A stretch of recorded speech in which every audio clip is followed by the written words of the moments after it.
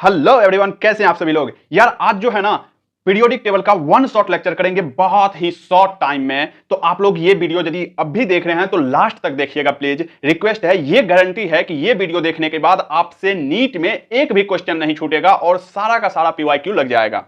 ठीक है, तो चलिए स्टार्ट करते हैं। सबसे पहले हम देखेंगे पीरियोडिक टेबल में। तो देखिए पीरियोडिक टेबल में जो है ना एक्सेप्शन होता है। देखिए यदि डिटेल लेक्चर जानना है कि हमको पीरियोडिक टेबल का एलिमेंट याद करना है तो ये सब पे हम लेक्चर बना चुके हैं, पूरा का पूरा पीरियोडिक टेबल का एकदम टॉपिक वाइज। ठीक है, आज हम वन शॉट लेक्चर कर रहे हैं तो इसीलिए सबसे पहले एक्सेप्शन की यदि बात देखेंगे तो आपको इतना से ही एक्सेप्शन में काम चल जाएगा। ठीक है, CR है, CU है, PD है, PT ही CE है, GD है और TH है, इसमें ही काम चल जाएगा। जैसे हम बात करेंगे कि क्रोमियम का जो है क्या होता है, इसका इलेक्ट्रॉनिक कॉन्फ़िगरेशन, इलेक्ट्रॉनिक कॉन्फ़िगरेशन का ही एक्सेप्शन है इसमें। तो हम बात कर लेते हैं 1s2 2s2 2p6 3s2 3p6 4s2 होना चाहिए और 3d4 होना चाहिए। लेकिन यहां पे एक इलेक्ट्रॉन s का जो है वो d में चले जाता है। क्यों जाता है? क्योंकि अपना स्टेबिलिटी मेंटेन करने के लिए आपको इतना तो पता होगा कि हाफ फील्ड और फुल फील्ड जो है वो स्टेबल कॉन्फ़िगरेशन होता है। यदि हम इसको ऐसे भी लिखे हुए देखे होंगे कि यहां से यहां तक 18 इलेक्ट्रॉन होता है। 18 किसका एटॉमिक नंबर होता है? आर्गन का। तो यहां हम आर्गन लिख दिए और 4s1 और 3d5 लिख देते हैं। अब हम डायरेक्ट बताते चलते हैं। जैसे हम बात करेंगे कॉपर का, Cu का 29 का, तो देखिए आर्गन लिख दिया, उसके बाद 4s2 3d9 होना चाहिए, लेकिन यहां पे 4s1 है, 3d10 हो गया है, क्योंकि वही बात है स्टेबिलिटी मेंटेन करने के लिए।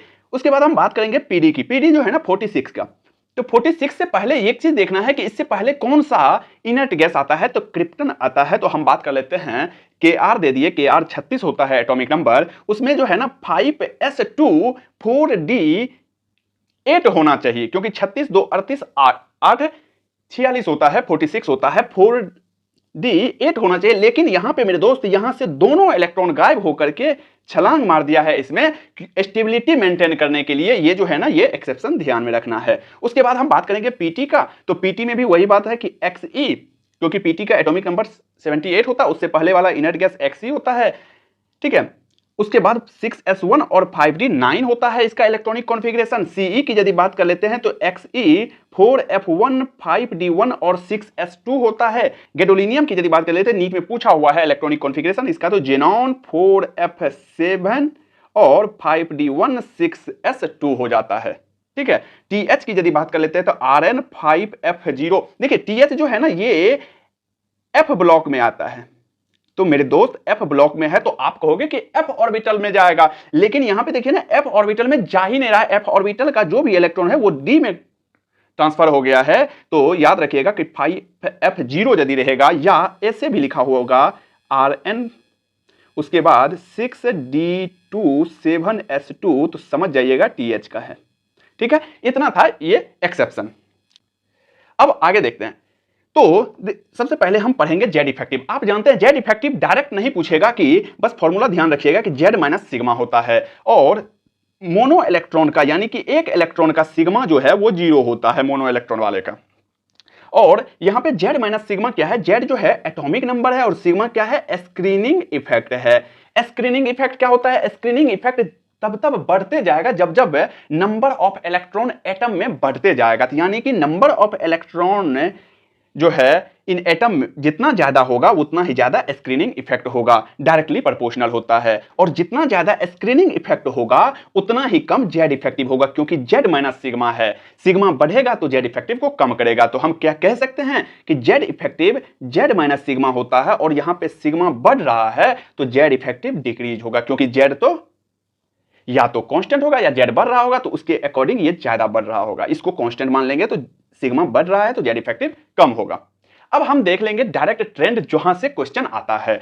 तो सबसे पहले हम बात करेंगे कि पीरियड में क्या होता है। तो पीरियड में जो है ना जेड इफेक्टिव इंक्रीज होता है लेफ्ट से राइट जाने पे। यानी कि हम बात करते हैं लिथियम से फ्लोरीन की तरफ जब जाएंगे तो वहां पर जो है ना जेड इफेक्टिव इंक्रीज होता है। ग्रुप में क्या होता है? ग्रुप में तो आप कहोगे कि पीरियड में कैसे इंक्रीज होगा? देखो जेड भी इंक्रीज हो रहा है प्लस सिग्मा भी इंक्रीज हो रहा है, लेकिन सिग्मा में हम एक चीज तो जानते हैं ना कि जो जब सिग्मा का वैल्यू बढ़ते जाता है, इलेक्ट्रॉन बढ़ता है, तो वैल्यू उसका कम हो जाता है, जैसे 0.35, 0.65, तो उस हिसाब से जो है ना सिग्मा कम इंक्रीज होता है, जेड 1 से इंक्रीज हो रहा है, सिग्मा 0.35 या 0.65 से इंक्रीज हो रहा है, इसीलिए फाइनली जो है ना पीरियड में जेड इफेक्टिव बढ़ता है। अब ग्रुप में यदि बात कर लेते हैं तो ग्रुप में क्या होता है, जेड इफेक्टिव कांस्टेंट होता है, ऑलमोस्ट कांस्टेंट होता है। ठीक है, तो फिर पूछोगे कि आप स्क्रीनिंग इफेक्ट किसका ज्यादा होता है, तो हम कहेंगे कि सबसे ज्यादा होता है एस का और सबसे कम होता है एफ का, तो यानी कि एस का, फिर पी का, फिर डी का और सबसे कम एफ का हो जाता है। यही पर इतना ही था जेड इफेक्टिव। अब हम बात करेंगे साइज और रेडियस का। तो देखिए साइज या रेडियस जो है ना, रेडियस की यदि हम बात कर लेते हैं तो 3 प्रकार का रेडियस हम पढ़ते हैं इनऑर्गेनिक में, van der Waals radius, metallic radius और कोवेलेंट रेडियस। ठीक है, तो वैन डेर वाल रेडियस की यदि बात कर लेते हैं तो वैन डेर वाल रेडियस ध्यान रखिएगा कि वो सबसे ज्यादा होता है। कितना होता है, तो ऑलमोस्ट 2 गुना होता है कोवेलेंट रेडियस से, कोवेलेंट रेडियस से 2 गुना होता है वैन डेर वाल रेडियस। ठीक है, अब आप कहोगे कि सबसे ज्यादा किसका होता है, तो मेरे दोस्त रिस्पेक्टिव पीरियड में, जैसे लिथियम वाले में है तो नियॉन हो जाएगा, सोडियम वाले में है तो आर्गन हो जाएगा, तो रिस्पेक्टिव पीरियड का जो है ना नोबेल गैस जो आता है उसका सबसे ज्यादा एटॉमिक साइज होता है, लार्जेस्ट एटॉमिक साइज होता है। अब आप कहोगे कि फैक्टर बता दो, तो इन पीरियड में यदि हम बात कर लेते हैं तो साइज डिक्रीज होता है, लेफ्ट टू राइट, लेफ्ट से राइट जाने पे साइज डिक्रीज होता है, और ग्रुप में हम जानते हैं कि नंबर ऑफ सेल बढ़ता है तो साइज इंक्रीज होगा। सॉरी यहां पे गलत लिखा गया है, यहां पे होगा टॉप टू बॉटम। ठीक है, तो टॉप टू बॉटम जो है वो इंक्रीज होता है। अब हम बात करेंगे कि एस ब्लॉक में क्या होता है, तो मेरे दोस्त एस ब्लॉक में जो है ना सीजियम और फ्रांसियम की बात कर लेते हैं, यानी कि हम बात कर लेते हैं फर्स्ट ए ग्रुप में सबसे नीचे और सेकंड ए ग्रुप में यदि हम सबसे नीचे की यदि बात कर लेते हैं तो उसका जो है लेंथेनॉइड एक्टिनॉइड कॉन्ट्रैक्शन के कारण जो है ना साइज जो है ना ऑलमोस्ट सिमिलर होता है। ठीक है, और अब पी ब्लॉक में देखते हैं, पी ब्लॉक में किसका क्या ट्रेंड है, तो एल्युमिनियम और गैलियम की यदि बात कर लेते हैं तो एल्युमिनियम और गैलियम में साइज या तो सिमिलर होगा या स्लाइटली ज्यादा होता है। किसका, एल्युमिनियम का ज्यादा होता है। अभी आप कहोगे कि ग्रुप में अभी बताए नीचे जाने पे इंक्रीज होता है, तो ये एल्युमिनियम का कैसे ज्यादा हो जाएगा, तो वो ट्रांजिशन कॉन्ट्रैक्शन के कारण होता है। ठीक है, तो ये एक्सेप्शन के तौर पे ध्यान रखिएगा कि स्लाइटली इंक्रीज होता है या इक्वल होता है, एल्युमिनियम का इंक्रीज होता है, यानी कि नीचे जाने पे डिक्रीज लिखेंगे, स्लाइटली डिक्रीजेज। ठीक है, अब हम बात करेंगे पी ब्लॉक में ही इंडियम, थेलियम, एसएन और पीबी की यदि बात करते हैं नीचे वाले ग्रुप में साइज सिमिलर होता है, जहां पे इनर्ट पेयर इफेक्ट लगता है वहां वाले बात करते हैं। ठीक है, अब हम बात करते हैं डी ब्लॉक में क्या सब होता है, डी ब्लॉक में साइज का ऑर्डर क्या चलता है। तो देखिए 3D से जब हम 4D में जाते हैं ना तो यहां पे साइज इंक्रीज होता है नीचे जाने पे 3D से 4D में। अब जैसे ही 4D से 5D में जाते हैं तो साइज ऑलमोस्ट सेम होता है, सिमिलर होता है। ठीक है, एक्सेप्ट में कौन सब है, थर्ड ग्रुप और 12th ग्रुप ध्यान रखिएगा। अब 4D 5D आप कहोगे कितना एक्सेप्शन याद करेंगे, देखो एक्सेप्शन कुछ नहीं होता है। सबसे पहले तो ध्यान ये रखिएगा कि ये भी एक कॉन्सेप्ट है। अब यहां तक बात रही याद करने की बात, तो मेरे दोस्त मैथमेटिक्स वाले टीचर कभी बोले हैं कि मैथमेटिक्स याद करना पड़ता है, लेकिन मैथमेटिक्स में फॉर्मूला तो याद करना पड़ता है ना, तो कॉन्सेप्ट से, यानी कि उसको रट्टाफिकेशन वाला याद नहीं करना है, अपना लोग को समझ करके याद करना, समझ के याद करेंगे ज्यादा दिन तक रहेगा। तो ऐसे ध्यान रखना है कि 4D से 5D में जाने पे यहां पे लेंथ एंड वाइड कॉन्ट्रैक्शन लगता है, और यदि लेंथ एंड वाइड कॉन्ट्रैक्शन लग रहा है तो मेरे दोस्त आप ही समझो ना कि साइज जो है ना सिमिलर हो जाता है। अब थर्ड ग्रुप और 12th ग्रुप में ऐसा नहीं होता है। ठीक है, थर्ड ग्रुप और 12th ग्रुप में ध्यान रखिएगा कि नीचे जाने पे इंक्रीज होता है। जैसे थर्ड ग्रुप की यदि बात करते हैं सेकंड ईयर लाएंगे एसी, अब सेकंड ईयर लाएंगे तक तो इंक्रीज होगा लेंथेनवाइड और एक्टिनवाइड की, यदि यहां पे एक्टिनवाइड कॉन्ट्रैक्शन के कारण जो है ना यहां पे क्या हो जाता है, एलए और एसी में सिमिलर साइज हो जाता है। 12th ग्रुप में क्या होता है, जिन्नी कनाडा होगी, ये सबका ट्रिक बता चुके हैं आप लोग, जाकर के वीडियो यदि टॉपिक वाइज देखना है तो देख लीजिएगा। ठीक है, हम डिस्क्रिप्शन में हर एक टॉपिक का लिंक डाल देंगे। जिंक, कैडमियम और एचजी की यदि बात कर लेते हैं नीचे जाने पे इंक्रीज होता है, ये दोनों एक्सेप्शन है। ठीक है, चलिए आगे बढ़ते हैं।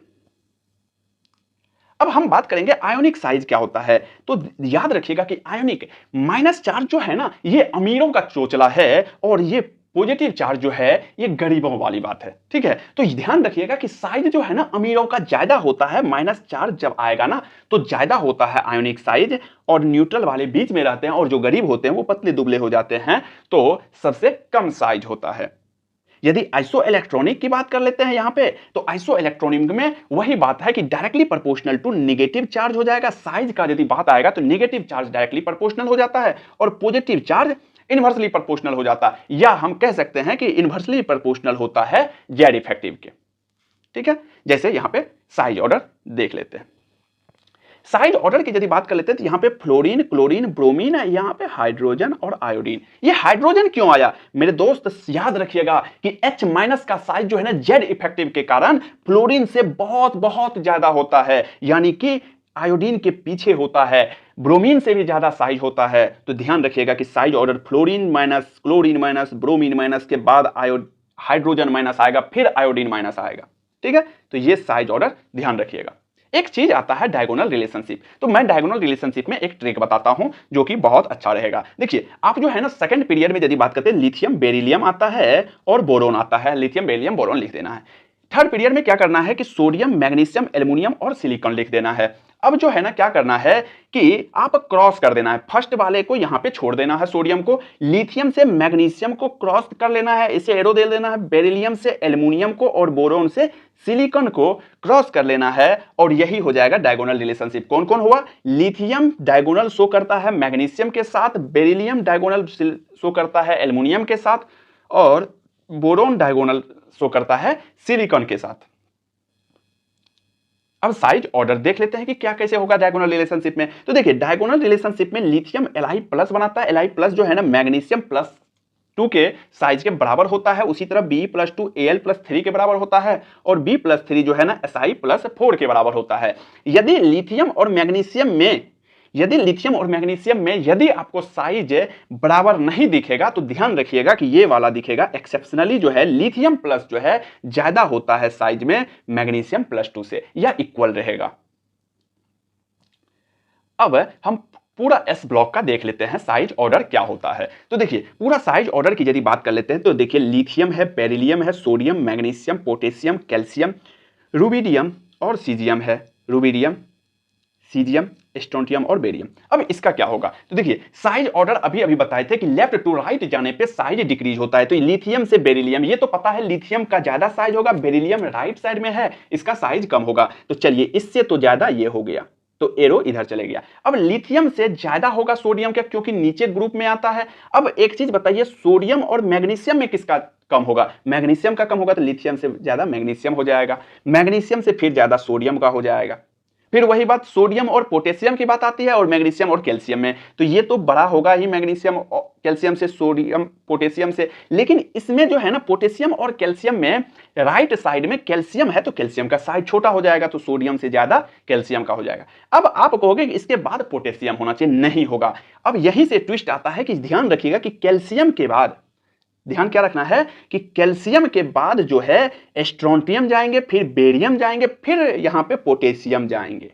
उससे ज्यादा बड़ा साइज होगा रुबिडियम का, और सबसे ज्यादा बड़ा साइज होगा सीजियम का। तो मैक्सिमम साइज एस ब्लॉक में यदि किसी से पूछेगा तो वो बोल देना है कौन, सीजियम। मैं तो कहता हूं पूरा पीरियोडिक टेबल में मैक्सिमम साइज किसका होता है, सीजियम का, और बेरिलियम का मिनिमम होता है। ठीक है, चलिए आगे बढ़ते हैं। अब डी ब्लॉक में साइज ऑर्डर देखेंगे हम। तो डी ब्लॉक में यदि हम बात कर लेते हैं साइज ऑर्डर यानी कि ट्रांजिशन एलिमेंट को देखेंगे, तो आपको अभी अभी बताए थे लेफ्ट टू राइट जाने पे डिक्रीज होता है साइज, बात सही है। तो देखिए स्कैंडियम से टाइटेनियम जाएंगे तो डिक्रीज होगा, या बराबर भी होता है। ठीक है, टाइटेनियम से वेनेडियम जाएंगे तो डिक्रीज होगा, वेनेडियम से क्रोमियम जाएंगे डिक्रीज होगा या इक्वल रहेगा, क्रोमियम से मैग्नीज जाएंगे तो डिक्रीज होगा या ऑलमोस्ट बराबर होगा। ठीक है, उसके बाद हम मैग्नीज से आयरन जाएंगे तो आयरन का कम होगा, मैग्नीज का ज्यादा होगा। अब आयरन, कोबाल्ट और निकेल की यदि बात कर लेते हैं तो ध्यान रखिएगा कि आयरन से कोबाल्ट जो है सेम होता है साइज, उसके बाद कोबाल्ट से निकेल सेम होता है, और निकेल के बाद जो है Cu का बढ़ जाता है, और उससे भी ज्यादा जिंक का होता है। बस इतना रखना है कि Cu और जिंक का ज्यादा होता है, फिर तो वही बात है। और ये तीनों ध्यान रखिएगा FeCO इक्वल साइज होता है। ओके, यहां तक कोई दिक्कत। अब जो है ना साइज का ऑर्डर खत्म होता है, अब हम अगला टॉपिक पे बात करेंगे आयनाइजेशन पोटेंशियल यानी कि आयनाइजेशन एनर्जी की। और आयनाइजेशन एनर्जी में हम एक चीज तो जानते हैं कि मेरे दोस्त, लॉस ऑफ इलेक्ट्रॉन होता है, इलेक्ट्रॉन का लॉस होता है। जब इलेक्ट्रॉन का लॉस होगा ना तो पॉजिटिव चार्ज आएगा। जब इलेक्ट्रॉन का लॉस होगा, एटम से इलेक्ट्रॉन निकलेगा तो उस पर पॉजिटिव चार्ज आएगा। तो remove of electron from an atom is always endothermic, हमेशा एंडोथर्मिक होता है जब हम एटम से इलेक्ट्रॉन को निकालते हैं, यानी कि डेल्टा एच पॉजिटिव होता है।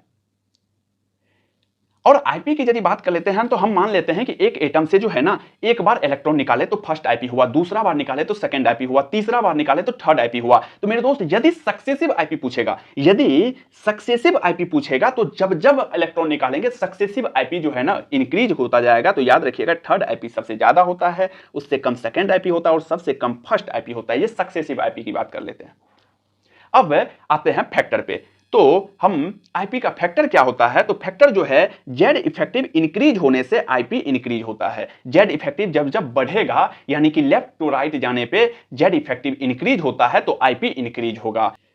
साइज की बात कर लेते हैं तो नीचे यानी कि ग्रुप वाले में कि जब साइज डिक्रीज होगा, जब साइज डिक्रीज होगा, वैसे तो टॉप टू बॉटम जाने पे इंक्रीज साइज होता है, यदि साइज डिक्रीज होगा या इंक्रीज होगा।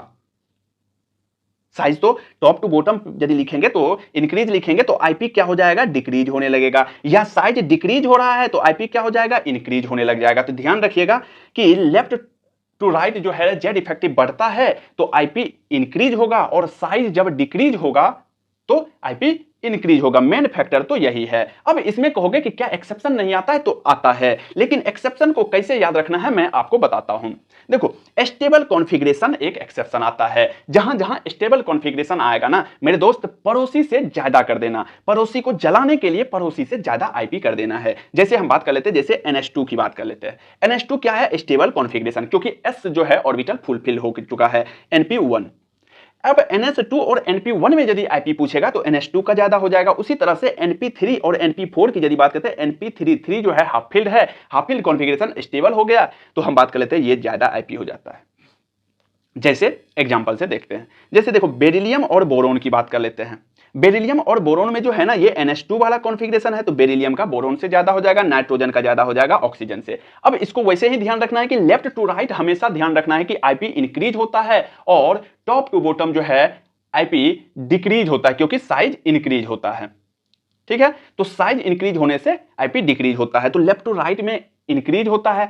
बस इतना ध्यान रखना है कि स्टेबल कॉन्फ़िगरेशन पे आगे हो जाता है। जैसे बेरिलियम आगे हो जाएगा और नाइट्रोजन किससे, ऑक्सीजन से आगे हो जाएगा। जैसे यहां पे एग्जांपल में देख लेते हैं। आईपी की यदि बात कर लेते हैं, लिथियम है, beryllium, boron, carbon, nitrogen, oxygen, fluorine और नियोन। ओके, अब देखो यहां पे इसका कॉन्फ़िगरेशन लिखे 2s1, 2s2, 2p1, 2p2, 2p3, 2p4, 2p5, 2p6। अब देखो स्टेबल कॉन्फ़िगरेशन कौन कौन है, 2s2। स्टेबल कॉन्फ़िगरेशन कौन है, 2p3। तो हो तो गया, 2p3 यदि है तो बस हो गया। तो आगे कर दो, लेफ्ट टू राइट क्या होता है, इंक्रीज होता है, तो लिथियम से ज्यादा हो जाएगा। बेरिलियम का होना चाहिए, लेकिन बेरिलियम का और बोरोन का क्या हो जाएगा, एक्सचेंज हो जाएगा। उसी तरह नाइट्रोजन और ऑक्सीजन में क्या हो जाएगा, एक्सचेंज हो जाएगा। तो यहां पे बोरोन आ जाएगा, फिर बेरिलियम आएगा, फिर जो है हम बात कर लेते हैं कार्बन आ जाएगा। फिर अब देखो कार्बन के बाद कौन आएगा, ऑक्सीजन आएगा, फिर नाइट्रोजन आएगा। बस स्टेबल कॉन्फ़िगरेशन को ध्यान रखना है। फिर फ्लोरीन आ जाएगा और सबसे ज्यादा नियोन का हो जाएगा। तो बस ध्यान किसको किसको रखना है, बोरोन और बेरिलियम में और नाइट्रोजन और ऑक्सीजन में चेंजिंग हुआ है। ठीक है, अब यहां पे बात कर लेते हैं। देखो आईपी ऑर्डर जो है ना, लिथियम, बेरिलियम, सोडियम और मैग्नीशियम में बात कर लेते हैं। तो देखो लेफ्ट टू राइट जाने पे क्या हो जा रहा है, इंक्रीज हो रहा है। मैं इंक्रीज कर दिया, इंक्रीज कर दिया लेफ्ट टू राइट में। टॉप टू बॉटम में क्या हो रहा है, डिक्रीज हो रहा है, तो हम डिक्रीज कर दिए। अब बता दो आप ही, सबसे ज्यादा कौन दिख रहा है, बेरिलियम। तो लिख दो, ऑर्डर क्या हो जाएगा, बेरिलियम का सबसे ज्यादा हो जाएगा। अब बताओ किसका होगा, बेरिलियम के बाद ध्यान रखिएगा कि मैग्नीशियम का ज्यादा होगा, और उसके बाद लिथियम का, और सबसे कम हो जाएगा सोडियम का। इसको याद कैसे रखेंगे, इसको याद दो तरीका बताते हैं। इसको याद रखिएगा आप, सेकंड ए ग्रुप का आईपी ज्यादा होता है, ये दोनों क्या है, फर्स्ट ए ग्रुप से। ठीक है, दूसरा याद रखने का एक तरीका बताते हैं कि देखिए ये फिर ये क्या बन गया, देखो तो बेरिलियम से ज्यादा मैग्नीशियम, फिर जो है लिथियम और सबसे ज्यादा सोडियम हो जाता है। तो क्या बन गया, N बन गया। तो बस याद रखना है ये क्या है, S ब्लॉक है। S ब्लॉक मेरे दोस्त, S में N है, S में N है, S नहीं है, S नहीं है, S नहीं है, N है, यानी कि S ब्लॉक में N है। अब कहोगे कि ये क्या बता रहे हो, तो दोनों जगह का ट्रिक इसी में आ जाएगा। अब बात करेंगे P ब्लॉक, ठीक है। P ब्लॉक की यदि बात कर लेते हैं तो देखो, ऑक्सीजन और फ्लोरीन किसका ज्यादा होगा, फ्लोरीन का, कोई एक्सेप्शन नहीं है। सल्फर और क्लोरीन में किसका ज्यादा होगा, फ्लोरीन और क्लोरीन में फ्लोरीन का। ऑक्सीजन और सल्फर में ऑक्सीजन का। सबसे ज्यादा किसका हो गया, फ्लोरीन का। फिर किसका हो जाएगा, ऑक्सीजन का। फिर किसका हो जाएगा, क्लोरीन का। फिर किसका हो जाएगा, सल्फर का, ठीक है। तो अब देखो, फ्लोरीन, ऑक्सीजन, क्लोरीन, सल्फर, ये हो गया। अब यदि इसको ट्रिक से यदि ध्यान रखना है तो दो तरीका बता देते हैं। अब देखो, फ्लोरीन से ज्यादा ऑक्सीजन, ये अब देखो क्या हो गया, सबसे कम हो गया सल्फर, सल्फर से ज्यादा क्लोरीन, क्लोरीन से ज्यादा ऑक्सीजन, ऑक्सीजन से ज्यादा फ्लोरीन। मेरे दोस्त फ्लोरीन का सबसे ज्यादा है। पहला एग्जांपल हो गया कि S से याद रखना है। S कहां आएगा, P में आता है। S कहां आता है, P में। और S में क्या नहीं आता है, S नहीं आता है, यानी कि क्या आता है, फिर N आता है। S में N आता है और P में S आ जाता है। S में N आता है और P में S आ जाता है, ठीक है। और दूसरा तरीका यह है कि क्या है, सेकेंड पीरियड है और ये क्या है, थर्ड पीरियड है।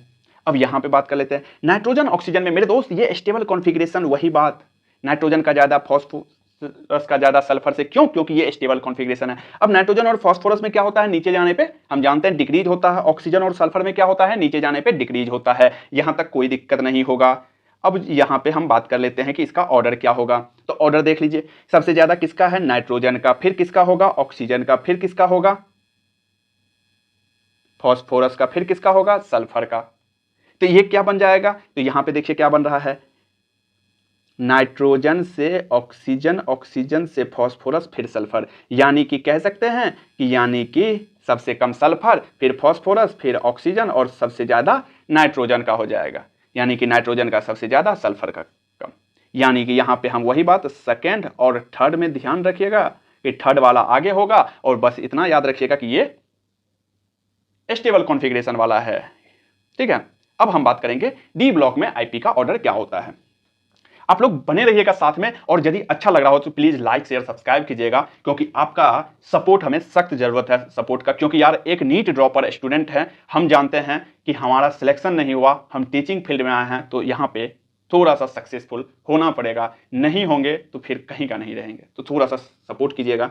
चलिए अब देखते हैं, अब ट्रांजिशन सीरीज में देखते हैं। देखिए ट्रांजिशन सीरीज में डायरेक्ट याद रखिएगा कि स्कैंडियम और जिंक में जो है ना, स्कैंडियम का मिनिमम आईपी होता है और जिंक का मैक्सिमम होता है। ग्रुप में क्या होता है, ग्रुप में यदि बात कर लेते हैं तो आईपी ऑर्डर जो है ना 5D का सबसे ज्यादा होता है, 3D होता है और 4D होता है। यानी कि नीचे जाने पर डिक्रीज नहीं हो रहा है, सबसे ज्यादा 5D का है। यहाँ पे बहुत सारा कंट्रोवर्सी भी है कि ये जो है ना कहीं कहीं ऑर्डर जो है ना थोड़ा मोड़ा उल्टा पुल्टा दिखता होगा, इसीलिए डी ब्लॉक से ना के बराबर क्वेश्चन पूछने का चांस नहीं है, ठीक है। तो 5D, 3D और 4D। एक्सेप्ट क्या है, एक्सेप्शन में थर्ड ग्रुप, 12, 10 और 12th ग्रुप है। अब थर्ड ग्रुप का आईपी ऑर्डर क्या हो जाता है, तो नीचे जाने पे डिक्रीज हो रहा है। जैसे स्कैंडियम का सबसे ज्यादा, एट्रियम और लेंथेनम और एक्टिनियम का सबसे ज्यादा हो जाता है। 10th ग्रुप में क्या है, नीचे जाने पे इंक्रीज हो रहा है, और 12th में क्या हो रहा है, नीचे जाने पे इंक्रीज। बस थर्ड ग्रुप याद रखना है और सब ध्यान रखना है कि नीचे जाने पे इंक्रीज होता है एक्सेप्शन वाले में। आप लोग के पास एक क्वेश्चन आता होगा, maximum jump between second and third IP. ये क्वेश्चन आप लोग के पास बराबर आता होगा कि maximum jump between second and third IP, और इसमें ऑप्शन आता होगा। मेरे दोस्त ये कहना क्या चाहता है क्वेश्चन, ये बस जान लीजिए, उसके बाद आप आसानी से बना दीजिएगा। मैक्सिमम जंप जब बोलेगा ना, तो जो लास्ट में बोलेगा सेकंड एंड थर्ड आईपी, तो ये पूछ रहा है आपको थर्ड आईपी। यानी कि एक न्यूट्रल एटम से 2 बार इलेक्ट्रॉन निकालने के बाद जो आईपी बनेगा वो पूछ रहा है। पहली बार निकालेंगे फर्स्ट आईपी, दूसरी बार निकालेंगे सेकंड आईपी, और जब उसके बाद इलेक्ट्रॉन निकालेंगे तो वही आईपी ये पूछता है, थर्ड आईपी पूछ रहा है। तो ये कौन सा भाषा पूछ रहा है, ये थर्ड आईपी पूछ रहा है। ये पूरा का पूरा क्वेश्चन ये थर्ड आईपी आपसे पूछ रहा है, ठीक है। जब एक न्यूट्रल एटम पे 2+ चार्ज आ जाएगा, यानी कि तीसरी बार में निकल जाएगा, ठीक है। और ये इसका डिटेल जो है ना हम डिटेल लेक्चर में बता चुके हैं, वहां पे देख लीजिएगा, ठीक है। अब आईपी का जो है ना ट्रेंड क्या है, तो आईपी डिक्रीज होने पे इलेक्ट्रॉन लूजिंग टेंडेंसी बढ़ जाता है। आप ही समझो ना, आईपी जैसे ही डिक्रीज होगा ना तो इलेक्ट्रॉन लूज करेगा। आईपी डिक्रीज किस में होता है, एस ब्लॉक में। एस ब्लॉक वाले क्या चाहता है, अपना इलेक्ट्रॉन लूज करके जल्दी से स्टेबल कॉन्फिगरेशन बने, इनर्ट गैस बने। तो वही बात है, आईपी कम होगा यानी कि losing tendency, electron losing tendency बढ़ जाता है। और जैसे ही इलेक्ट्रॉन लूजिंग टेंडेंसी किसका बढ़ता है, आप भी जानते हैं मेटल का बढ़ता है, तो मेटेलिक एंड रिड्यूसिंग नेचर क्या हो जाता है, इंक्रीज हो जाता है। ठीक है, इसका मतलब क्या हो जाएगा, लेफ्ट टू राइट जो है ना आईपी इंक्रीज होता है तो metallic and reducing nature decrease हो जाएगा, और टॉप टू बॉटम जो है metallic and reducing nature increase हो जाएगा। अब आप कहोगे कि वो जो एक्सेप्शन है, क्या वो एक्सेप्शन भी लगेगा? मेरे दोस्त, आईपी का एक्सेप्शन जो है ना मेटेलिक एंड रिड्यूसिंग नेचर का एक्सेप्शन नहीं है, वहां पे नहीं लगेगा। ठीक है, एक दो क्वेश्चन आता है कि इन गैसियस स्टेट में आप रिड्यूसिंग नेचर बताइए। गैसियस स्टेट में जैसे सीजियम, रुबिडियम, पोटेशियम, सोडियम और हम बात कर लेते हैं लिथियम। इसमें यदि गैसियस स्टेट पूछा है तो सबसे ज्यादा हो जाएगा सीजियम का, फिर रुबिडियम, पोटेशियम, सोडियम और लिथियम का सबसे कम हो जाएगा। लेकिन यदि एक्वस नेचर पूछा है तो मेरे दोस्त ध्यान रखिएगा कि एक्वस नेचर में लिथियम का रिड्यूसिंग नेचर सबसे ज्यादा होता है। उसके बाद यही ऑर्डर चलेगा, सीजियम, रुबिडियम, पोटेशियम और सोडियम, यही ऑर्डर चलेगा। यदि आप कहोगे कि दोनों में क्वेश्चन में मेंशन नहीं है, डायरेक्ट पूछा है रिड्यूसिंग नेचर और एस ब्लॉक का यही सारे एलिमेंट दिया हुआ है, तो क्या होगा? यदि नहीं कुछ बोलेगा तो एक्वस नेचर मान के चलना है, तो यानी कि लिख भी दिया है कि if not mention in question then follow aqueous solution, aqueous solution follow करना है। ठीक है, अब आप कहोगे कि लिथियम क्यों होता है सबसे ज्यादा पावरफुल रिड्यूसिंग एजेंट, क्यों है एक्वस सॉल्यूशन में? क्योंकि उसका हाइड्रेशन एनर्जी जो है ना बहुत ज्यादा हो जाता है Li प्लस आयन का। ठीक है, अब स्टेबिलिटी हम देखते हैं क्या है। Stability of oxidation state. Oxidation state का स्टेबिलिटी की यदि बात करें तो if successive IP difference is 16 electron volt, यदि 16 इलेक्ट्रॉन वोल्ट है सक्सेसिव आईपी डिफरेंस या उससे ज्यादा है तो याद रखिएगा कि हायर ऑक्सीडेशन स्टेट वाला एग्जिस्ट नहीं करेगा, सिर्फ और सिर्फ लोअर ऑक्सीडेशन स्टेट वाला एग्जिस्ट करता, स्टेबल होता है। अगला पॉइंट कहता है कि यदि सक्सेसिव आईपी डिफरेंस यदि 11 इलेक्ट्रॉन वोल्ट या उससे कम होगा तब क्या होगा, तो याद रखिएगा हायर ऑक्सीडेशन स्टेट वाला स्टेबल होता है, लोअर ऑक्सीडेशन स्टेट वाला अनस्टेबल होता है। और सारे के सारे क्वेश्चन हम बताएंगे आपको प्रीवियस ईयर क्वेश्चन, इसके बाद हम प्रीवियस ईयर क्वेश्चन ही करेंगे, तो प्रीवियस ईयर क्वेश्चन भी सारे के सारे प्रीवियस ईयर क्वेश्चन बताएंगे, तो एक एक क्वेश्चन लगेगा, ये मेरा गारंटी है। ठीक है, तो आप लोग लास्ट तक देखिएगा, और यदि चैनल पे नया है तो सब्सक्राइब कर दीजिएगा और दोस्तों को भी शेयर कर दीजिए। ठीक है, अब यदि हम सक्सेसिव आईपी डिफरेंस यदि 11 इलेक्ट्रॉन वोल्ट से ज्यादा हो और 16 इलेक्ट्रॉन वोल्ट से कम हो तो क्या होगा, तो हायर ऑक्सीडेशन स्टेट वाला अनस्टेबल होगा और लोअर ऑक्सीडेशन स्टेट वाला स्टेबल हो जाता है। ठीक है, चलिए अब देखते हैं। एक क्वेश्चन आता है, फर्स्ट सेकंड थर्ड आईपी दे दिया है और उसका वैल्यू दे दिया है डेल्टा एच का वैल्यू, कि ये रहा वैल्यू, और इसमें पूछ रहा है कि वैलेंस इलेक्ट्रॉन बताओ क्या होगा। मेरे दोस्त वैलेंस इलेक्ट्रॉन पूछ रहा है, आप एक चीज बताओ, वैलेंस इलेक्ट्रॉन जब भी पूछेगा ना तो आप ट्रिक जान लो, ट्रिक जान लो कि देखो तो मैक्सिमम जंप कहां है, मैक्सिमम जंप क्या ये वाला है, मैक्सिमम जंप 24.6 पे हुआ है, फोर्थ नंबर पे हुआ है। मेरे दोस्त मैक्सिमम जंप जहां होगा ना वही से पहले देख लेना कितना नंबर है, तो देखो तो मैक्सिमम जंप यहां हुआ है तो 1 2 3 और 4, यदि मैक्सिमम जंप जहां हुआ है उससे पहले 4 वैल्यू है, जहां से जंप हुआ है उसको भी इंक्लूड करना है, 1 2 3 और 4। तो अब बता दो आप वैलेंस इलेक्ट्रॉन क्या हो जाएगा। अब वैलेंस इलेक्ट्रॉन क्या हो जाएगा, 4 हो जाएगा। आंसर हो गया 4। टिक मारना है, 4 नंबर लेना है और नीट में सिलेक्शन पाना है। ठीक है, चलिए अब देखते हैं। देखो आईपी डिफरेंस, आईपी की यदि बात कर लेते हैं तो अभी अभी देख लिए directly proportional to Z effective, और हम ये भी जानते हैं जेड इफेक्टिव क्या होता है, directly proportional to positive charge और inversely proportional to negative charge. अभी आप कहोगे कि भैया थोड़ा देर पहले जो है ना आप बताए थे कि directly proportional to negative charge, वो किसका बताए थे, साइज का बताए थे। ध्यान रखिएगा कि साइज का क्या बताए थे, माइनस का ज्यादा, जीरो और प्लस का सबसे कम। जेड इफेक्टिव क्या है, उल्टा है, प्लस का ज्यादा, माइनस का कम, जीरो का बीच में। आईपी की यदि बात कर लेते हैं ना तो आईपी जो है नॉन मेटल का आईपी ज्यादा होता है मेटल से, और हाइड्रोजन की आईपी जो है ना कभी कभी हिंदी में लिख देते हैं फीलिंग आता है, हाइड्रोजन की आईपी जो है ना ऑलमोस्ट इक्वल होता है, किसके इक्वल होता है, ऑक्सीजन के इक्वल होता है। ये वैल्यू बेस्ड है, हाइड्रोजन इक्वल होता है ऑक्सीजन के। यहां पे एक और टॉपिक, मजेदार सा टॉपिक खत्म होता है, आईपी। ठीक है, तो अब हम बात करेंगे इलेक्ट्रॉन गेन एंथैल्पी यानी कि इलेक्ट्रॉन एफिनिटी की। मेरे दोस्त इतना कर रहे हैं, थोड़ा सा सपोर्ट कीजिएगा क्योंकि हमें जरूरत है आपका सपोर्ट का, इसीलिए बोल रहा हूं क्योंकि मैं एक नीट फेलियोर स्टूडेंट हूं। बस पढ़ाने में मजा आ रहा है, 2 साल से पढ़ा रहा हूं, बहुत सारे बच्चे को पढ़ाया हूं, तो फीडबैक अच्छा आया था, तो अब ऑनलाइन आया हूं यूट्यूब पे। ठीक है, तो चलिए आगे बढ़ते हैं। अब इलेक्ट्रॉन गेन एंथैल्पी या इलेक्ट्रॉन एफिनिटी की बात कर लेते हैं। इलेक्ट्रॉन गेन एंथैल्पी या इलेक्ट्रॉन एफिनिटी की यदि बात कर लेते हैं ना, तो क्या होता है, देखो तो आईपी में क्या बताए थे, आईपी में क्या बताए थे, लॉस ऑफ इलेक्ट्रॉन। यहां पे क्या बताएंगे, गेन ऑफ इलेक्ट्रॉन, इलेक्ट्रॉन का गेन होता है। और जब लेते हैं ना, यदि किसी का इलेक्ट्रॉन ले लेते हैं तो उस पर नेगेटिव चार्ज आ जाता है, और जब लेने में जो है ना क्या लगता है, एनर्जी खर्च होता है। आप बहुत अच्छे से समझ रहे होंगे कि किसी चीज को लेने में कितना एनर्जी खत्म होता है। आप जो चीज सोच रहे हैं वो हम नहीं बोल रहे हैं, हम नीट का सिलेक्शन की बात कर रहे हैं, आप लोग गलत आदमी हो। ठीक है, तो देखो गेन ऑफ इलेक्ट्रॉन जो है ना होता है, और जब किसी चीज का, किसी का इलेक्ट्रॉन लेना है, किसी को लेने में जो है ना एनर्जी का खर्च होता है, जनरली रिलीज एनर्जी होता है, एनर्जी का रिलीज होता है। और आप बहुत अच्छे से समझ रहे होंगे कि लेने में रियली में एनर्जी खर्च होता है, नीट में सिलेक्शन, गलत बात नहीं। ठीक है, रिलीज एनर्जी, रिलीज एनर्जी क्या होता है, डायरेक्टली प्रोपोर्शनल होता है अट्रैक्शन ऑफ एटम या न्यू इलेक्ट्रॉन। यानी कि जितना ज्यादा अट्रैक्शन एटम से होगा ना मेरे दोस्त, आप समझ सकते हो उतना ही ज्यादा एनर्जी रिलीज होगा, क्योंकि अट्रैक्शन बॉन्ड बहुत तगड़ा बना हुआ, टूटेगा तो एनर्जी रहेगा नहीं, बहुत वीक हो जाएंगे हम। ठीक है, चलो इलेक्ट्रॉन एफिनिटी की बात कर लेते हैं। एफिनिटी में होता क्या है, प्यार। अरे जिस प्यार के आप पीछे पड़े हुए रहते हो वही प्यार का बात कर रहे हैं, बस यहां पे वो प्यार नहीं है, बस यहां पे प्यार है किससे, इलेक्ट्रॉन से। आपको जिससे भी होगा, आपको किससे है, कमेंट बॉक्स में बता दीजिएगा कि आपको किससे प्यार है। ठीक है, और हम आपके घर पे पहुंचा देंगे ये बात को कि इससे इसको प्यार है, शादी नहीं होना चाहिए इसके साथ। ठीक है, तो देखो इलेक्ट्रॉन एफिनिटी डायरेक्टली प्रोपोर्शनल होता है इलेक्ट्रॉन एक्सेप्टिंग टेंडेंसी। जितना ज्यादा इलेक्ट्रॉन एक्सेप्ट करेगा उतना ही ज्यादा इलेक्ट्रॉन एफिनिटी बढ़ेगा, प्यार बढ़ेगा इलेक्ट्रॉन के प्रति। अब हम कैटायन की बात कर लेते हैं, तो ऑलवेज एक्सोथर्मिक होता है, डेल्टा एच जो है वो क्या होता है, माइनस होता है। एटम की बात कर लेते हैं, जनरली एक्सोथर्मिक होता है, डेल्टा एच क्या होता है, माइनस होता है। एक्सेप्ट, एक्सेप्ट में कौन होता है नोबेल गैस। ठीक है, BeMgN।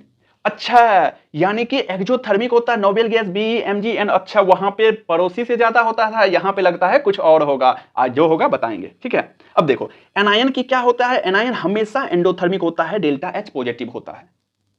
यदि फॉर्मेशन करेंगे पॉली एनायन का, एक एनायन बना, उसके बाद जब एनायन बनेगा तो वो हमेशा एंडोथर्मिक होगा, हमेशा। Second delta Eg, electron gain enthalpy की बात कर लेते हैं, ऑलवेज पॉजिटिव। ठीक है, अब क्या होता है, फैक्टर क्या होता है इलेक्ट्रॉन एफिनिटी का, तो चलिए फैक्टर की बात करते हैं, जहां से क्वेश्चन पूछा जाता है और जहां से क्वेश्चन बनता है। अब हम बात करेंगे फैक्टर की।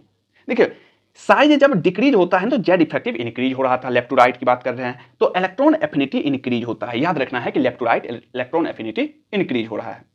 दूसरा फैक्टर होता है स्टेबल कॉन्फ़िगरेशन का, बस यही दिक्कत करता है। और ये दिक्कत क्या करता है, स्टेबल कॉन्फ़िगरेशन का जीरो या लो ये होता है। आईपी में क्या होता था, इससे कनेक्ट करना है। आईपी में क्या होता था, आईपी में पड़ोसी से भी ज्यादा होता था स्टेबल कॉन्फ़िगरेशन का। यहां पे क्या हो रहा है, ये जीरो या लो हो रहा है। कैसे हो रहा है, कितना किसका हो रहा है ये देखते हैं। जैसे नोबेल गैस की बात कर लेते हैं, नोबेल गैस का electron gain enthalpy highly positive होता है। जितना ज्यादा पॉजिटिव इलेक्ट्रॉन गेन एंथैल्पी उतना ही इलेक्ट्रॉन एफिनिटी कम, यानी कि नोबेल गैस का इलेक्ट्रॉन एफिनिटी जीरो हो जाता है, सबसे कम इलेक्ट्रॉन एफिनिटी नोबेल गैस का। बेरिलियम यानी कि stable configuration, NH2 stable configuration की यदि बात करते हैं बेरिलियम और मैग्नीशियम का, तो इलेक्ट्रॉन गेन एंथैल्पी जो है ना हाईली पॉजिटिव होता है, तो इलेक्ट्रॉन एफिनिटी ऑलमोस्ट जीरो हो जाता है, हाईली पॉजिटिव। अब कहोगे यहां भी हाईली पॉजिटिव, यहां भी हाईली पॉजिटिव, तो यहां जीरो, ऑलमोस्ट जीरो क्यों, अरे हाईली पॉजिटिव है लेकिन इससे कम पॉजिटिव है, इसीलिए थोड़ा सा इलेक्ट्रॉन एफिनिटी आ जाएगा जो कि जीरो के लगभग क्लोज रहेगा।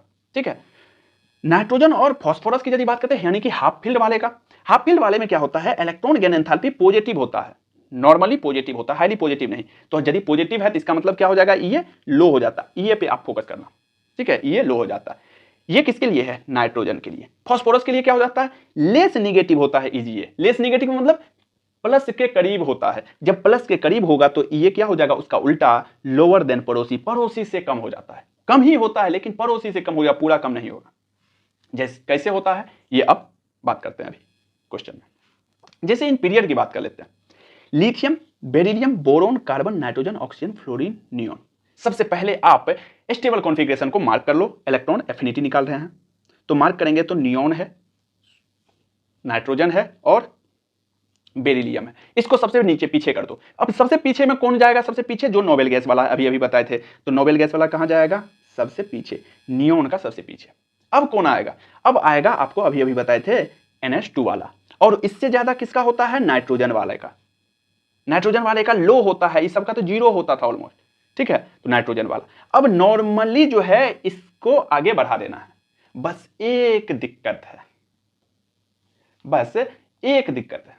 दिक्कत ये है ना मेरे दोस्त कि ये देखो लिथियम और बोरोन जो है ना, होना क्या चाहिए? लिथियम से ज्यादा बोरोन का, लेकिन यहां भी थोड़ा सा ट्विस्ट आता है, यहां भी ट्विस्ट आ जाता है। यहां ट्विस्ट क्या आता है? एक्सचेंज हो जाता है, यानी कि यहां पे हम लिखेंगे पहले बोरोन और उससे ज्यादा लिथियम, बस इतना ही ध्यान रखना है। उसके बाद कार्बन, फिर ऑक्सीजन, फिर फ्लोरीन। ये तीनों तो समझ गए स्टेबल कॉन्फ़िगरेशन से, और इसमें एक एक्सचेंज होता है, ध्यान रखना है कि ये वाला भूल जाता है। ये वाला तो सबको याद रहता है स्टेबल कॉन्फ़िगरेशन, ये वाला भूल जाता है। और ये वाला आईपी में नहीं है, ईए में है, इलेक्ट्रॉन एफिनिटी में है, जहां प्यार होता है वहां है, ठीक है। बोरोन से ज्यादा लिथियम का हो जाता है। कोई दिक्कत? चलिए आगे बढ़ते हैं। अब ग्रुप में बात कर लेते हैं। ग्रुप में यदि बात कर लेते हैं तो साइज नीचे जाने पे इंक्रीज होता है, तो ये जो है ना डिक्रीज होता है जनरली, ये डिक्रीज होता है जनरली। जैसे ग्रुप 14 की बात कर लेते हैं। ग्रुप 14 में क्या है? काशी गए संत, ठीक है। तो कार्बन, सिलिकॉन, जर्मेनियम, एसएन। हम इसमें एक ही ट्रिक बताते हैं। इसमें ट्रिक ये बताएंगे ना कि जो थर्ड पीरियड वाला है, थर्ड पीरियड वाला सेकंड पीरियड से ज्यादा होता है, बस इतना ही डिफरेंस है पूरे के पूरे पी ब्लॉक में, ठीक है। जैसे हम बात कर लेते हैं, कार्बन से सिलिकॉन कम होना चाहिए, लेकिन नहीं, सिलिकॉन का ज्यादा होता है, कार्बन का कम होता है, बस इतना में ही डिफरेंस होता है हमेशा। उसके बाद तो वही बात, नीचे जाने पे डिक्रीज होगा। नाइट्रोजन का ज्यादा होना चाहिए फास्फोरस से, लेकिन नहीं, फास्फोरस का ज्यादा होता है नाइट्रोजन, फिर आर्सेनिक, फिर एंटीमनी। ऑक्सीजन में भी वही बात है कि ऑक्सीजन और सल्फर में सिर्फ एक्सचेंज होता है, सल्फर का ज्यादा होता है, ऑक्सीजन का कम होता है, फिर एसिटी। फ्लोरीन, क्लोरीन, ब्रोमीन, आयोडीन में भी वही बात है कि फ्लोरीन और क्लोरीन में बस एक्सचेंज होता है, तो क्लोरीन का ज्यादा होता है, फ्लोरीन का, फिर ब्रोमीन, फिर आयोडीन का सबसे कम, ठीक है। अब हम बात करेंगे ये ऑर्डर का। ये सब तो देख लिए कि फ्लोरीन, क्लोरीन, ब्रोमीन का। अब ये ऑर्डर में अभी अभी देखे थे कि नाइट्रोजन और फास्फोरस में किसका ज्यादा था? फास्फोरस का। ये चीज तो देख लिए। और हम यदि ये देखेंगे कि ऑक्सीजन और सल्फर में किसका ज्यादा था, तो सल्फर का। और फ्लोरीन और क्लोरीन में देखेंगे तो किसका ज्यादा था? क्लोरीन का। यहां तक कोई दिक्कत? क्योंकि यहां पर तो ये एक्सेप्शन था, ठीक है। अब इसमें किसका कितना ज्यादा होगा, तो बस ध्यान ये रखना है कि क्लोरीन का यदि ज्यादा है फ्लोरीन से, तो क्लोरीन के बाद फ्लोरीन लिख देना है, फिर जो है ना सल्फर लिखना है, फिर ऑक्सीजन लिखना, नीचे वाले को पहले, फिर ऊपर वाले, फिर नीचे वाले, फिर ऊपर वाले, यानी कि नीचे वाले ऊपर वाले, नीचे वाले ऊपर वाले, नीचे वाले ऊपर वाले। देखो, फ्लोरीन, फिर सल्फर, फिर ऑक्सीजन, नाइट्रोजन, ठीक है। उसी तरह से कार्बन सिलिकॉन की यदि बात कर लेते हैं, तो अब बताओ कार्बन से सिलिकॉन में क्या हो? अभी अभी एक्सेप्शन बताए थे कि ये जो है ना सिलिकॉन का ज्यादा होगा, बिल्कुल सही बात है। नाइट्रोजन और फास्फोरस में किसका ज्यादा होगा? फास्फोरस का ज्यादा होगा। अब नाइट्रोजन और फास्फोरस वाला कौन है? स्टेबल कॉन्फ़िगरेशन है, तो ये सब पीछे चले जाएगा, सिलिकॉन वाला आगे चले जाएगा। तो क्या हो जाएगा? सिलिकॉन वाला आगे, फिर कार्बन वाला, फिर फास्फोरस, सबसे कम नाइट्रोजन, ठीक है। यहां तक कोई दिक्कत नहीं है। चलो अब आगे बढ़ते हैं।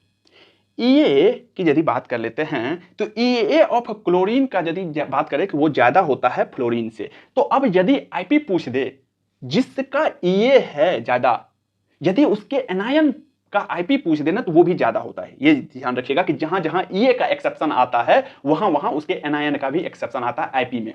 तो आईपी ऑफ सीएल माइनस ज्यादा होता है आईपी ऑफ एफ माइनस से। कैसे होता है ये क्वेश्चन में देख लेते हैं। जैसे हम बात कर लेते हैं यहां पे ऑर्डर ऑफ आईपी निकालना है, fluorine, fluorine minus, chlorine, chlorine minus. तो fluorine, fluorine minus, chlorine, chlorine minus की यदि बात कर लेते हैं तो यहां पे क्या हो जाएगा? अब बताओ क्या होता है? आईपी किसका ज्यादा होता है? आईपी फ्लोरीन का या क्लोरीन का? फ्लोरीन का। अरे ये नहीं पूछ रहे हैं, इलेक्ट्रॉन एफिनिटी नहीं, आईपी पूछ रहे हैं। आईपी तो फ्लोरीन का ही ज्यादा होता है क्लोरीन से, ठीक है। अब जो है ना आईपी एनायन में जब बात करेंगे तो ईए को देखेंगे, ईए क्लोरीन का ज्यादा होता है तो उसका एनायन का आईपी भी ज्यादा होगा। तो Cl माइनस और F माइनस में यदि बात कर लेते हैं तो ये हो जाएगा ClF माइनस। अब कहोगे कि नहीं यार इतना झंझट कौन पालेगा, कौन इतना याद करेगा, तो मैं कहाँ कह रहा हूँ याद करने, अब याद नहीं करना है, सुन लो एक बात। अब याद बात कौन सुनना है, फ्लोरीन और क्लोरीन में तो समझ रहे हैं कि फ्लोरीन का ज्यादा होगा क्लोरीन से Ip, बस ये से ध्यान रखना है कि फ्लोरीन क्लोरीन उसका माइनस लगाना है और जो पहले लिखेंगे उसको लास्ट में कर देना, जो पहले लिखे उसका एनायन लास्ट में लिखना है, जो बीच में लिखे उसके बगल में उसका एनायन लिख देना, बात खत्म। बस इतना ध्यान रखना है कि फ्लोरीन का ज्यादा होता है क्लोरीन से, और नीचे जाने पे डिक्रीज होता है Ip, कोई एक्सेप्शन नहीं है तो एक्सेप्शन E में। उसी तरह से ऑक्सीजन में सल्फर में। अब बताओ ऑक्सीजन और सल्फर में किसका ज्यादा, ऑक्सीजन का ज्यादा, तो उसके माइनस जो आगे है वो सबसे पीछे जाएगा, जो सल्फर तो सल्फर माइनस बगल में और सबसे पीछे चले जाएगा फर्स्ट वाला ऑक्सीजन माइनस। उसी तरह से चलना है। नाइट्रोजन तो नाइट्रोजन का सबसे ज्यादा, फॉस्फोरस तो फॉस्फोरस माइनस, फिर नाइट्रोजन माइनस सबसे पीछे, क्योंकि पहले जो आएगा वो सबसे पीछे जाएगा माइनस वाला। ट्रिक याद, ओके चलो अब आगे बढ़ते हैं। अब जो है ये यदि बढ़ रहा है तो क्या हो रहा है, इलेक्ट्रॉन एफिनिटी बढ़ रहा है, इलेक्ट्रॉन से प्यार बढ़ रहा है, तो इलेक्ट्रॉन को एक्सेप्टिंग टेंडेंसी बढ़ रहा है, और जितना ज्यादा इलेक्ट्रॉन को एक्सेप्ट करने की टेंडेंसी बढ़ेगा, किसके पास इलेक्ट्रॉन का एक्सेप्ट करने का टेंडेंसी है, पी ब्लॉक को, क्योंकि उसको बनना है क्या, नोबेल गैस। तो मेरे दोस्त नॉन मेटेलिक कैरेक्टर बढ़ेगा, रिएक्टिविटी बढ़ेगा। नॉन मेटेलिक रिएक्टिविटी क्यों बढ़ेगा, क्योंकि पी ब्लॉक नॉन मेटल है तो उसका रिएक्टिविटी बढ़ जाएगा, क्योंकि जल्दी से रिएक्ट करके वो नोबेल गैस बनेगा, तो रिएक्टिविटी इंक्रीज हो जाता, और जैसे जैसे नॉन मेटेलिक रिएक्टिविटी इंक्रीज होगा ऑक्सीडाइजिंग पावर बढ़ जाएगा। तो हेलोजन क्या हो जाता है, हेलोजन, इसका मतलब क्या है, हेलोजन आता है पी ब्लॉक में लास्ट में, तो हेलोजन सबसे पावरफुल ऑक्सीडाइजिंग एजेंट हो जाता है, ठीक है, क्योंकि सबसे लास्ट में आता है, जल्दी से इलेक्ट्रॉन एक्सेप्ट करके वो पहुंचना चाहता है, इनर्ट गैस बनना चाहता है। अब ऑर्डर देख लेते हैं ऑक्सीडाइजिंग पावर का हेलोजन का, तो फ्लोरीन का सबसे ज्यादा, क्लोरीन Br(I), वही बात है, टॉप बॉटम डिक्रीज हो रहा है, F2 Cl2 Br2I2। फिर आप बात करते हैं कि पूछ दोगे कि फ्लोरीन सबसे ज्यादा पावरफुल ऑक्सीडाइजिंग एजेंट क्यों है, क्योंकि उसका बॉन्ड डिसोसिएशन एनर्जी बहुत कम है। क्यों है bond dissociation energy, lone pair repulsion के कारण F2 मॉलिक्यूल का, और इसका हाइड्रेशन एनर्जी सबसे ज्यादा है F- का, इसीलिए सबसे ज्यादा पावरफुल ऑक्सीडाइजिंग एजेंट कौन है, फ्लोरीन है। जैसे यहां पे देखते हैं E की यदि बात कर लेते हैं इलेक्ट्रॉन एफिनिटी की, तो ClF Br(I), ये तो इसका हो जाएगा क्योंकि ClF जो है ना एक्सेप्शन आता है। बॉन्ड डिसोसिएशन एनर्जी किसका ज्यादा होता है, Cl2 का, Br2 का, F2 और I2।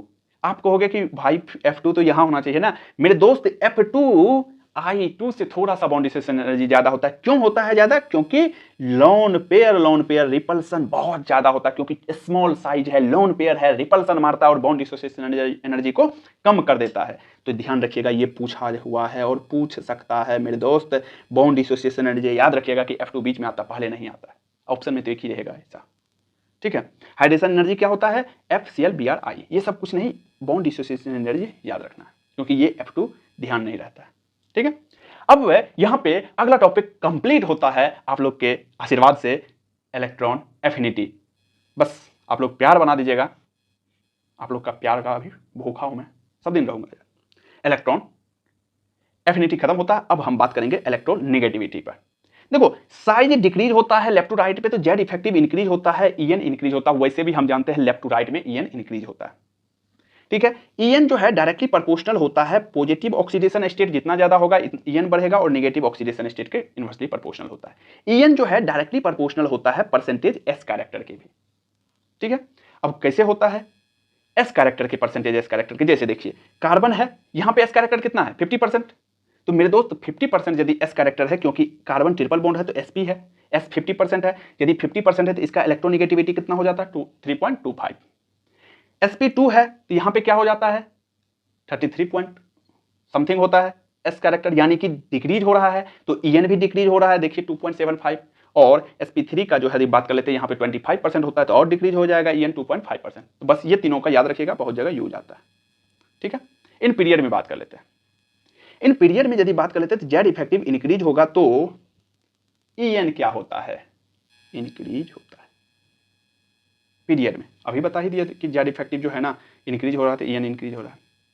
बस एक्सेप्शन में क्या है कि एक्सेप्ट En जो है ना नोबेल गैस का, वो जीरो कंसीडर किया जाता है। क्यों किया जाता है जीरो कंसीडर? मेरे दोस्त, इलेक्ट्रोनिगेटिविटी जो है ना बॉन्ड बनाने से रिलेटेड है, और हम जानते हैं कि नोबेल गैस क्या होता है, इनर्ट होता है, वो बॉन्ड बनाता नहीं है, ठीक है, तो ऑलमोस्ट जीरो होता है। क्यों? क्योंकि वो कंबाइनिंग कैपेसिटी नहीं रखता है। ग्रुप में यदि बात कर लेते हैं तो ग्रुप में जो है साइज इंक्रीज होता है तो ईएन डिक्रीज होता है ग्रेजुअली, ठीक है। डी ब्लॉक की बात कर लेते हैं। डी ब्लॉक में क्या होता है? ओवरऑल ऑर्डर, यदि डी ब्लॉक का ध्यान रखिएगा कि अभी बताए थे कि ग्रुप में डिक्रीज होता है, लेकिन डी ब्लॉक में सबसे ज्यादा होता है 5D का, फिर 3D, फिर 4D का कम होता है। बस ध्यान रखिएगा कि 5D का छलांग मार के आगे आ जाता है। 3D 4D 5D होना चाहिए, लेकिन 5D ये छलांग मार के यहां चले आया है। ओके, बस इतना ध्यान रखना। अब एक्सेप्शन में क्या है? ईएन का जो है ना बात कर लेते हैं। ओवरऑल ऑर्डर जो है ना 5D 3D 4D है, एक्सेप्ट 10 11 12। लास्ट वाला 3 ग्रुप जो है ना उसका है 5D 4D 3D, नीचे से शुरू होता है, सबसे ज्यादा नीचे, फिर 4D, फिर सबसे कम 3D का। अब हाइड्रोजन का जो है ना वैल्यू की यदि बात कर लेते हैं, इलेक्ट्रोनिगेटिविटी का वैल्यू, तो वो हम देख लेते हैं पीरियोडिक टेबल में क्या सब आता है। तो हाइड्रोजन का होता है 2.1। अब कहोगे कि इसका ट्रिक कहां है? मैंने शॉर्ट्स वीडियो में जो है ना वो हम बताए हुए हैं कि शॉर्ट्स वीडियो में हम इसका ट्रिक बताए हुए हैं, तो जाकर के देख लीजिएगा। ढेर सारे ट्रिक वाले शॉर्ट्स वीडियो बनाए हुए हैं, ढेर सारे एग्जांपल का ट्रिक बताए हुए हैं, तो जाकर के शॉर्ट्स वीडियो में देख लीजिएगा इसका ट्रिक। अभी बस वैल्यू देख लेते हैं।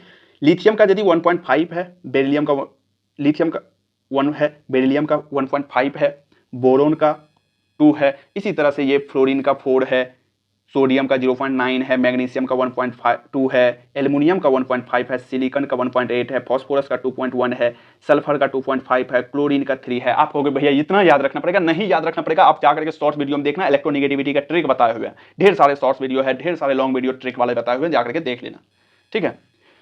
उसके बाद पोटेशियम का जो है ना नीचे आने पे डिक्रीज हो रहा है, 0.8 हो जाता है। रुबिडियम का भी, पोटेशियम और रुबिडियम का सेम ही होता है, 0.8 है। सीजियम की यदि बात करते हैं 0.7, और फ्रांसियम का 0.2 हो जाता है। फिर क्लोरीन, ब्रोमीन, आयोडीन में भी कम होता है, ठीक है। तो एक बार वहां पे देख लीजिएगा। अब हम बात करेंगे डायरेक्ट बात। ईएन जो है डायरेक्टली प्रोपोर्शनल होता है नॉन मेटेलिक कैरेक्टर। बात भी सही है, क्योंकि पी ब्लॉक का ईएन ज्यादा होगा एस ब्लॉक से लेफ्ट टू राइट जाने पे, तो ईएन जितना ज्यादा होगा नॉन मेटेलिक कैरेक्टर उतना ही ज्यादा बढ़ेगा। और जितना ज्यादा ईएन होगा, अभी बताए थे कि कंबाइनिंग कैपेसिटी, बॉन्ड का कंबाइनिंग कैपेसिटी होना चाहिए, तो कंबाइनिंग कैपेसिटी जितना बढ़ेगा उतना ज्यादा पोलैरिटी बढ़ेगा। तो EN directly proportional to bond polarity या आयनिक कैरेक्टर होता है। जैसे नॉन मेटेलिक कैरेक्टर का ऑर्डर की बात कर लेते हैं, तो क्या होगा देखें कि ऑर्डर की यदि बात कर लेते हैं तो ये है boron, sulphur, phosphorus, oxygen, nitrogen, fluorine, ठीक है। तो इसका बोरोन का जो है ना 2 होता है इलेक्ट्रॉन निगेटिविटी, सल्फर का 2.5, फास्फोरस का 2.1, ऑक्सीजन का 3.5, नाइट्रोजन का 3, फ्लोरीन का 4 होता है, ठीक है। आप इसका ट्रिक एक बार देख लीजिएगा, शॉर्ट वीडियो में 30 सेकंड का वीडियो ही है, ठीक है। अब इसका जो है ना non metallic character directly proportional होता है ईएन का, तो जिसका ईएन ज्यादा उसका नॉन मेटेलिक कैरेक्टर ज्यादा।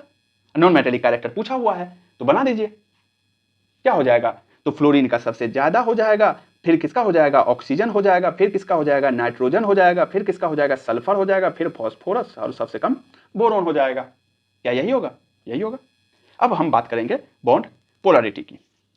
देखिए बॉन्ड पोलैरिटी जो है ना, हम बात करेंगे डेल्टा ईएन निकाल लीजिएगा। डेल्टा ईएन कैसे निकालेंगे? जैसे हाइड्रोजन का कितना होता है ईएन की यदि बात करते हैं 2.1, सॉरी एचएफ का ये 2.1 होता है, और फ्लोरीन का कितना होता है? 4 होता है। इसका डिफरेंस कितना हो जाएगा?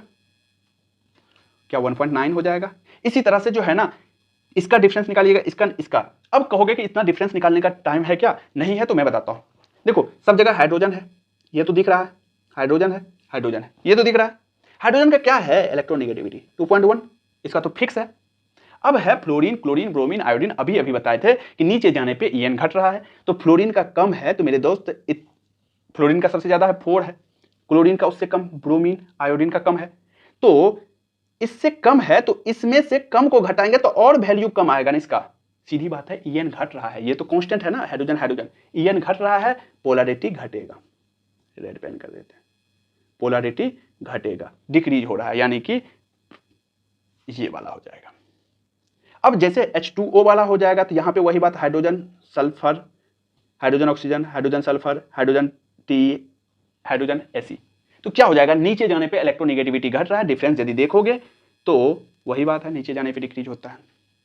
आप कहोगे इस साइड क्यों लिखे, उसका रीजन है, देखो नाइट्रोजन, फास्फोरस, एस, एसबी का क्या होगा, इसका क्या होगा। तो देखो नाइट्रोजन का तो हम जानते हैं कितना हो जाता है, 3 हो जाता है, हाइड्रोजन का 2.1 होता है, लेकिन फास्फोरस का कितना होता है, फास्फोरस का 2.1 होता है वैल्यू और हाइड्रोजन का 2.1 होता है। ओहो, इसका डिफरेंस तो 0 आ रहा है। हाँ, आ ही रहा है, हम कहां कह रहे नहीं आ रहा है, इसका डिफरेंस 0 आ रहा है। अब बताओ यदि फास्फोरस का 2.1 है तो आर्सेनिक का क्या होगा, 2.1 से और कम, और हाइड्रोजन का है 2.1। तो हम क्या बोले हैं, डेल्टा एन, डेल्टा एन का मतलब क्या होता है, बड़ा में से छोटा को घटाना। तो 2.1 में से इसको घटाएंगे, फिर यहां पे 2.1 में से और कम होगा, इसको घटाएंगे। तो यदि आप देखोगे ना तो मेरे दोस्त इसका वैल्यू आता है यहां पे 0.9 आ रहा है, इसका वैल्यू आता है 0, ठीक है। इसका वैल्यू एस की यदि बात कर लेते हैं तो 0.2 और एसबी की यदि बात करते हैं 0.3 वैल्यू आता है, डेल्टा ईएन का वैल्यू। ये किसका वैल्यू है, डेल्टा ईएन का। और जितना ज्यादा डेल्टा ईएन उतना ज्यादा पोलैरिटी। तो अब बताओ NH3 का सबसे ज्यादा, उसके बाद कौन है, SbH3ASH3। PH3 का सबसे कम क्यों हो जाएगा, क्योंकि इसका डेल्टा ईएन 0 हो रहा है। बस PH3 भी याद रहेगा ना तो एक ही ऑप्शन आएगा, ध्यान रखिएगा कि PH3 का कम हो जाता है डेल्टा ईएन के कारण। अब एक चीज है कि बॉन्ड लेंथ और बॉन्ड स्ट्रेंथ की, तो इलेक्ट्रोनेगेटिविटी बढ़ेगा तो बॉन्ड लेंथ कम होगा, बॉन्ड स्ट्रेंथ बढ़ता है। और सबसे बड़ी बात यहां पर इलेक्ट्रोनेगेटिविटी खत्म होता है। अब बात करेंगे एसिडिक स्ट्रेंथ और बेसिक स्ट्रेंथ की, यानी कि एसिडिक नेचर और बेसिक नेचर की। तो मेरे दोस्त मैं आपको डिस्क्रिप्शन में लिंक दे दूंगा, इस पे बस 10 मिनट का वीडियो बनाया हुआ हूं, वो जाकर के देख लीजिएगा, आपको पूरा का पूरा पीरियोडिक टेबल कंप्लीट हो जाएगा। और इसके बाद अब जो है PYQ करेंगे इसके बाद लेक्चर में, तो आप लोग वो PYQ अटेंड जरूर कीजिएगा और हमारे मेहनत को सपोर्ट कीजिएगा लाइक, शेयर और सब्सक्राइब से, और दोस्तों के बीच फैला दीजिए कि कोई आया है जो शॉर्ट्स में बहुत धमाकेदार पढ़ा रहा है। और नीट में मैं गारंटी कह सकता हूं, जाइए अभी आप PYQ एक PYQ बनाइएगा, बना के लाइए, जो नहीं बनेगा हम बताएंगे, ठीक है। आप लोग मेरा टेलीग्राम चैनल ज्वाइन कर लीजिएगा, ठीक है, मेरा टेलीग्राम चैनल ज्वाइन कर लीजिएगा, ये आनंद एडुकेयर, ठीक है। वहां पे आइए, क्वेश्चन पूछिए, या मेरा पर्सनल टेलीग्राम ले लीजिए, या मेरा इंस्टाग्राम ले लीजिए, आशुतोष आनंद _ऑफिशियल करके है, ठीक है। वहां पे आप क्वेश्चन पूछिए, सारे क्वेश्चन का जवाब देंगे, ठीक है। और सब्सक्राइब कीजिएगा, लाइक शेयर सब्सक्राइब करना मत भूलिएगा। Thank you.